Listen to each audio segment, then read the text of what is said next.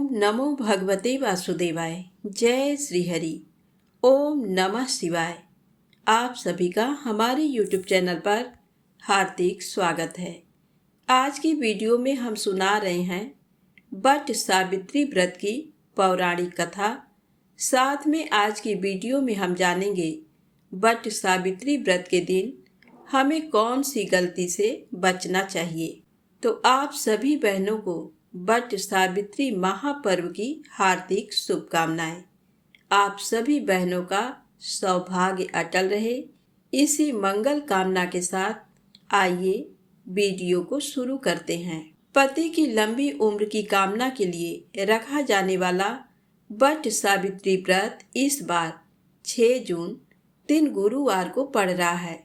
हर साल महिलाएं इस व्रत को ज्येष्ठ मास कृष्ण पक्ष की अमावस्या को कर सौभाग्य का सृजन करती हैं। इस दिन ज्येष्ठ अमावस्या और शनि जयंती का पर्व भी मनाया जाएगा।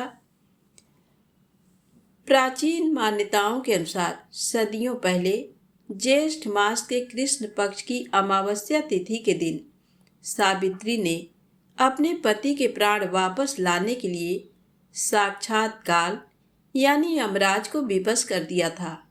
सुहागिन महिलाएं इस दिन वट वृक्ष का पूजन कर सावित्री और सत्यवान की कथा सुनती और सुनाती हैं।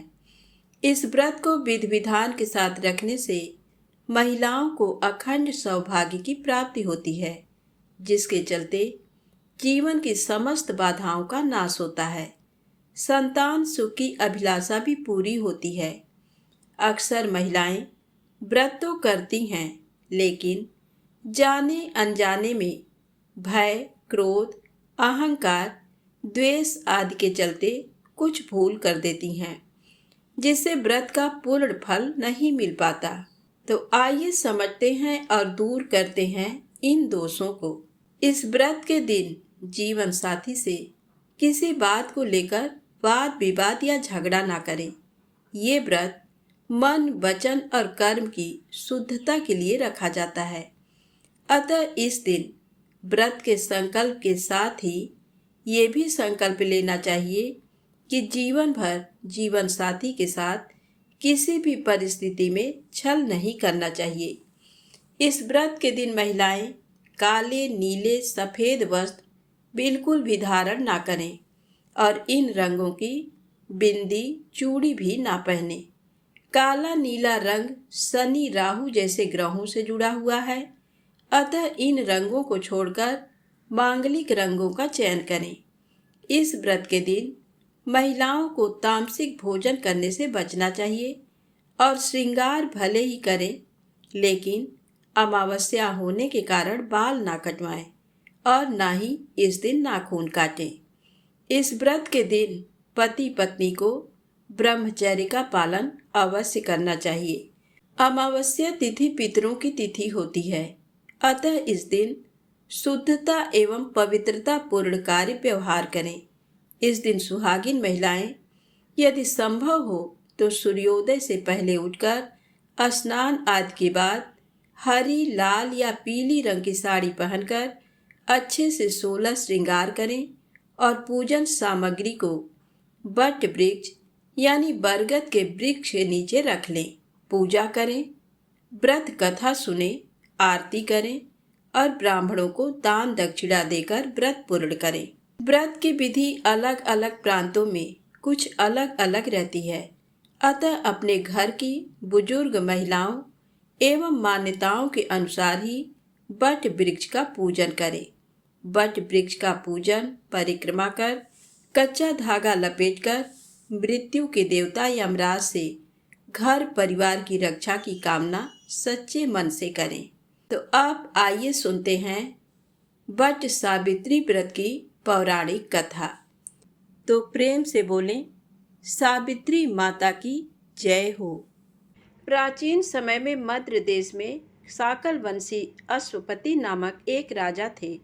उनके कोई पुत्र नहीं था। तब ब्राह्मणों के निर्देश पर वे पुत्र की कामना से सभी कामनाओं को पूर्ण करने वाली सावित्री की आराधना करने लगे। कुछ समय के बाद उनकी आराधना से प्रसन्न होकर सावित्री देवी ने राजा को दर्शन दिया। सावित्री देवी ने कहा, राजन, तुम मेरे नित्य भक्त हो, अतः मैं तुम्हें कन्या प्रदान करूंगी। मेरी कृपा से तुम्हें सर्वांग सुंदरी कन्या प्राप्त होगी। ये कहकर वह देवी आकाश में बिजली की भांति अदृश्य हो गई। उस राजा की मालती नाम की पतिव्रता पत्नी थी। समय आने पर उसने सावित्री के समान रूप वाली एक कन्या को जन्म दिया। तब राजा ने ब्राह्मणों से कहा, तप के द्वारा आवाहन किए जाने पर माता सावित्री ने इसे मुझे दिया है तथा ये सावित्री के समान रूप वाली है, अतः इसका नाम सावित्री होगा। तब उन ब्राह्मणों ने उस कन्या का नाम सावित्री रख दिया। समय बीतने पर जब सावित्री युवती हुई तब सावित्री को वर खोजने के लिए कहा गया, तो उसने द्युमत सेन के पुत्र सत्यवान को पति रूप में वरण कर लिया। इधर ये बात जब नारद जी को मालूम हुई तो वे राजा अश्वपति के पास आकर बोले कि आपकी कन्या ने वर खोजने में बड़ी भारी भूल की है। सत्यवान गुणवान तथा धर्मात्मा अवश्य है, परंतु वह अल्पायु है। 1 वर्ष बाद ही उसकी मृत्यु हो जाएगी। नारद जी की बात सुनकर राजा उदास हो गए। उन्होंने अपनी पुत्री को समझाया, पुत्री, ऐसे अल्पायु व्यक्ति से विवाह करना उचित नहीं है, इसलिए तुम कोई और वर चुन लो। इस पर सावित्री बोली, तात, आर्य कन्याएं अपने पति का वरण एक ही बार करती हैं, अतः अब चाहे जो हो, मैं सत्यवान को ही वर रूप में स्वीकार करूंगी।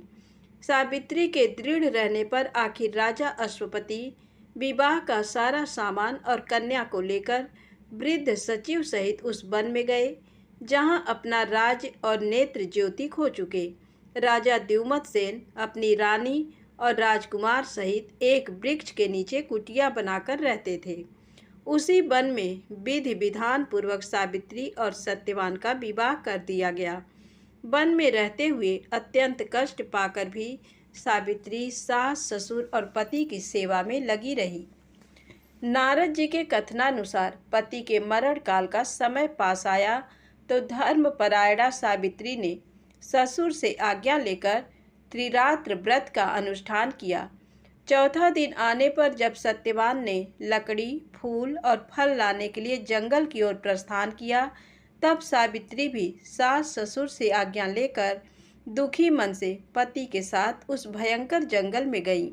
नारद जी के वचनों का ध्यान करके मन में भीषण कष्ट रहने पर भी उसने अपने इस भय को पति के सामने उजागर नहीं होने दिया।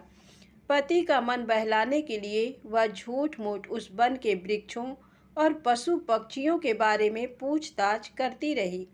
सूरवीर सत्यवान उस भयंकर वन में विशाल वृक्षों, पक्षियों एवं पशुओं के दल को दिखला दिखलाकर थकी हुई एवं कमल के समान विशाल नेत्रों वाली राजकुमारी सावित्री को आश्वासन देता रहा। इस प्रकार से कुछ समय बीतने पर सत्यवान ने कहा, सावित्री, मैं फलों को एकत्र कर चुका और तुम फूलों को एकत्र कर चुकी, लेकिन अभी ईंधन के लिए लकड़ी का कोई प्रबंध नहीं हुआ, अतः तुम इस वट वृक्ष की छाया में बैठकर क्षण भर प्रतीक्षा करते हुए विश्राम करो। सावित्री बोली, कांत, जैसा आप कहेंगे मैं वैसा ही करूंगी, लेकिन आप मेरे आंखों के सामने से दूर ना जाएं, क्योंकि मैं इस घने जंगल में डर रही हूँ। सावित्री के ऐसा कहने पर सत्यवान उसके सामने ही कुछ दूरी पर लकड़ी काटने लगे। लकड़ी काटते हुए सत्यवान के सिर में पीड़ा उत्पन्न हुई। तब वे पीड़ा से व्याकुल होकर पत्नी के पास आकर बोले, सावित्री, इस परिश्रम से मेरे सिर में बहुत पीड़ा हो रही है। ऐसा प्रतीत हो रहा है कि मैं अंधकार में प्रविष्ट हो रहा हूँ। इस समय मैं तुम्हारी गोद में सिर रखकर सोना चाहता हूँ। सावित्री से ऐसा कहकर सत्यवान उसकी गोद में सिर रखकर सो गए। जब सत्यवान सो गए तब राजपुत्री सावित्री ने उस स्थान पर स्वयं धर्मराज को आए देखा, जो नीले कमल के समान श्याम वर्ण से सुशोभित और पीतांबर धारण किए हुए थे। उनके पीछे मृत्यु सहित काल भी था। धर्मराज ने उस स्थान पर पहुंचकर उस समय सत्यवान के शरीर से अंगूठे के परिमाण वाले पुरुष को पास में बांधकर अपने अधीन किया और उसे खींचकर शीघ्रतापूर्वक दक्षिण दिशा की ओर प्रस्थान किया। पति को प्राण रहित देखकर सावित्री जाते हुए धर्मराज के पीछे पीछे चली और कांपते हुए हृदय से अपने दोनों हाथ जोड़कर बोली, माता की भक्ति से इस लोक, पिता की भक्ति से मध्यम लोक और गुरु की भक्ति से ब्रह्मलोक की प्राप्ति होती है। जो इन तीनों का आदर करता है उसने मानो सभी धर्मों का पालन कर लिया, तथा जिसने इन तीनों का आदर नहीं किया उसके किए हुए समस्त पुण्य कार्य निष्फल हो जाते हैं। पुरुष के सारे कर्म माता, पिता और गुरु इन्हीं तीनों में समाप्त हो जाते हैं। यमराज ने कहा, सावित्री, तुम हमसे जिस कामना को पूर्ण कराने के लिए आ रही हो उस कामना को छोड़ दो और शीघ्र लौट जाओ। सचमुच संसार में माता, पिता और गुरु की सेवा से बढ़कर कोई अन्य धर्म नहीं है।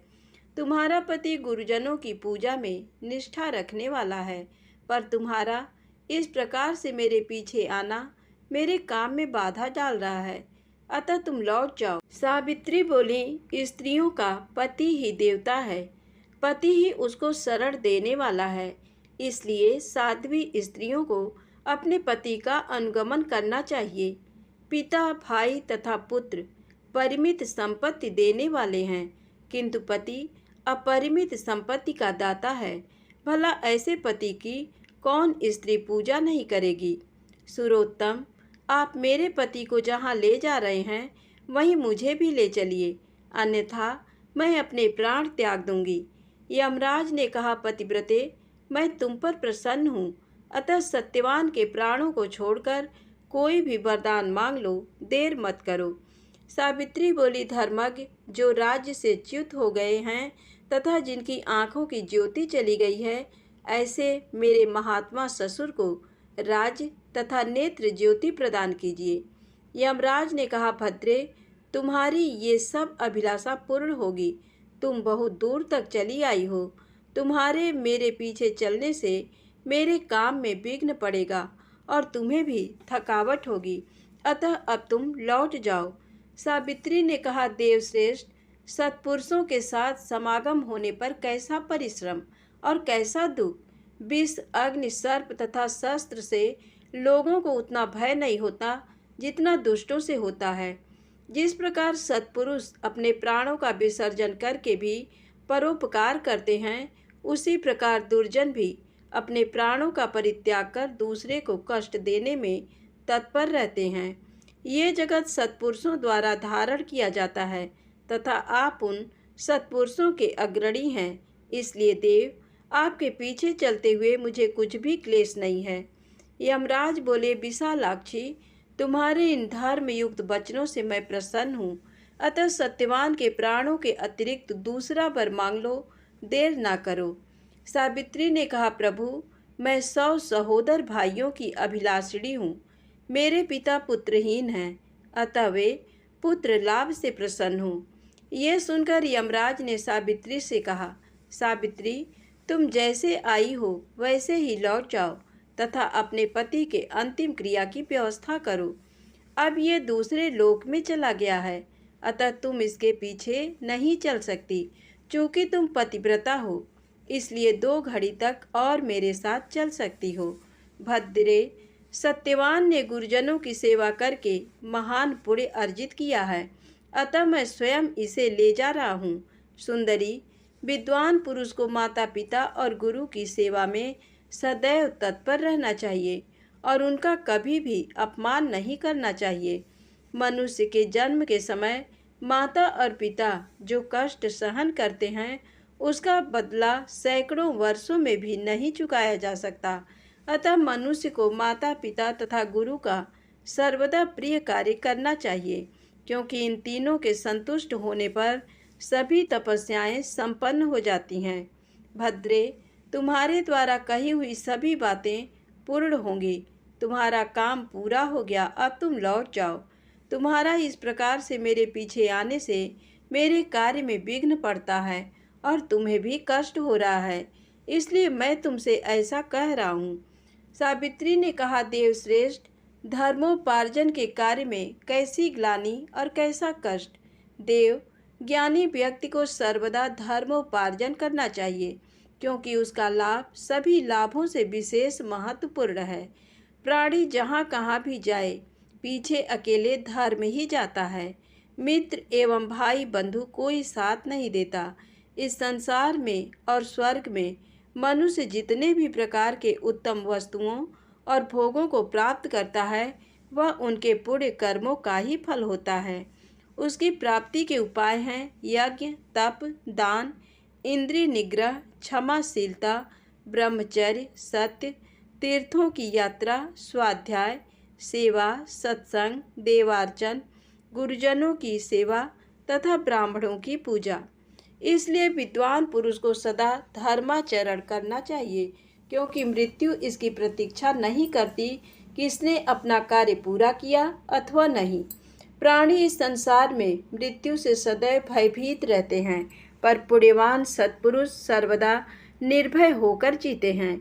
यमराज बोले, विशालाक्षी, तुम्हारी इन धर्मयुक्त बातों से मैं विशेष संतुष्ट हूँ, अतः तुम सत्यवान के प्राणों के अतिरिक्त अन्य वर मांग लो, देर मत करो। सावित्री ने कहा, देव, मैं सत्यवान के 100 पुत्रों की माँ बनना चाहती हूँ, क्योंकि लोकों में पुत्रहीन की सद्गति नहीं होती। यमराज बोले, भद्रे, अब तुम शेष अभिष्ट कामना को छोड़कर लौट जाओ, तुम्हारी ये याचना भी सफल होगी।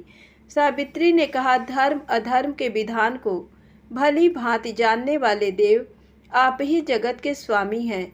चूँकि आप कर्मों के अनुरूप प्रजाओं का नियमन करते हैं, इसलिए यम नाम से पुकारे जाते हैं। प्रभो, चूँकि आप धर्म पूर्वक सारी प्रजा को आनंदित करते हैं, इसलिए लोग आपको धर्मराज नाम से पुकारते हैं। लोग मरने पर अपने सत असत दोनों प्रकार के कर्मों को आगे रखकर आपके समीप जाते हैं, इसलिए आप मृत्यु कहलाते हैं। आप सभी प्राणियों के क्षण, कला आदि से समय की गणना करते रहते हैं, इसलिए तत्वदर्शी लोग आपको काल नाम से पुकारते हैं। देवताओं में श्रेष्ठ, अपनी शरण में आई हुई मुझ दुखिया की रक्षा कीजिए। इस राजपुत्र के माता पिता भी दुखी हैं। यमराज बोले, धर्मज्ञ, तुम्हारी स्तुति तथा भक्ति से संतुष्ट होकर मैंने तुम्हारे पति सत्यवान को मुक्त कर दिया है। अब तुम सफल मनोरथ होकर लौट जाओ। ये सत्यवान तुम्हारे साथ 500 वर्षों तक राज्य सुख भोग कर अंतकाल में स्वर्ग लोक जाएगा। सत्यवान तुम्हारे गर्भ से 100 पुत्रों को भी उत्पन्न करेगा। वे सबके सब देवताओं के समान तेजस्वी और क्षत्रिय राजा होंगे। इतना कहकर यमराज सत्यवान को छोड़कर काल तथा मृत्यु के साथ वहीं अदृश्य हो गए। इसके बाद पतिव्रता सावित्री वहां से जिस मार्ग से गई थी, उसी मार्ग से लौटकर उस स्थान पर आई जहां सत्यवान का मृत शरीर पड़ा हुआ था। तब सावित्री पति के नज़दीक जाकर उसके सिर को अपनी गोद में रखकर पहले की तरह बैठ गई। उस समय सूर्य अस्ताचल को जा रहे थे। थोड़ी देर में सत्यवान ने अपनी आंखें खोली और उठकर बैठ गया। सत्यवान ने सावित्री से कहा, वह पुरुष कहाँ चला गया जो मुझे खींच कर लिए जा रहा था? यहाँ सोते हुए मेरा पूरा दिन बीत गया। तुमने भी पूरे दिन कुछ खाया नहीं, और वहाँ आश्रम में मेरे माता पिता को भी मेरे कारण दुख भोगना पड़ा। सावित्री, मैं उन्हें देखना चाहता हूँ, चलो जल्दी चलो। सावित्री बोली, स्वामी, सूर्य तो अस्त हो गए, चलिए हम आश्रम को लौट चलें। मैं वहीं सारी घटना विस्तार से आपको बताऊंगी। ऐसा कहकर सावित्री पति के साथ आश्रम पर पहुंची। उसी समय पत्नी सहित द्युमत सेन को नेत्र ज्योति प्राप्त हो गई। वे दोनों अपने पुत्र और पुत्रवधू को वापस आया देख बहुत प्रसन्न हुए। सावित्री और सत्यवान ने सपत्नीक क्षत्रिय श्रेष्ठ राजा द्युमत सेन को प्रणाम किया। पिता ने राजकुमार सत्यवान को गले लगाया। उस समय आनंदित सावित्री ने जैसी घटना घटित हुई थी उसका वर्णन किया और उसी रात को अपने व्रत को भी समाप्त किया। अगले दिन प्रातःकाल राजा की सारी प्रजा सेना सहित ढोल नगारों के साथ राजा को पुनः राज्य करने के लिए निमंत्रण देने आई और ये सूचना दी कि राजन, नेत्रहीन होने के कारण जिस राजा ने आपके राज्य को छीन लिया था वह राजा मंत्रियों द्वारा मार डाला गया। अब आप ही राजा हैं। ये सुनकर राजा द्युमत्सेन सेना के साथ वहां गए और धर्मराज की कृपा से पुनः अपने राज्य को प्राप्त किए। सावित्री ने भी 100 भाइयों को प्राप्त किया। इस प्रकार पतिव्रता सावित्री ने अपने पितृपक्ष और पति पक्ष दोनों का उद्धार किया और मृत्यु के पास में बंधे हुए अपने पति को मुक्त किया। इसलिए मनुष्यों को सदा साध्वी स्त्रियों की देवताओं के समान पूजा करनी चाहिए, क्योंकि उनकी कृपा से ये तीनों लोक स्थित है। जो मनुष्य सत्यवान सावित्री की इस कथा को नित्य सुनता है वह सभी प्रयोजनों में सफलता प्राप्त कर सुख का अनुभव करता है और कभी भी दुख का भागी नहीं होता। धन्यवाद। प्रेम से बोलें सावित्री माता की जय हो। दोस्तों, वीडियो पसंद आए तो कृपया मेरे चैनल को लाइक सब्सक्राइब अवश्य करें। जय माता दी, जय भोलेनाथ।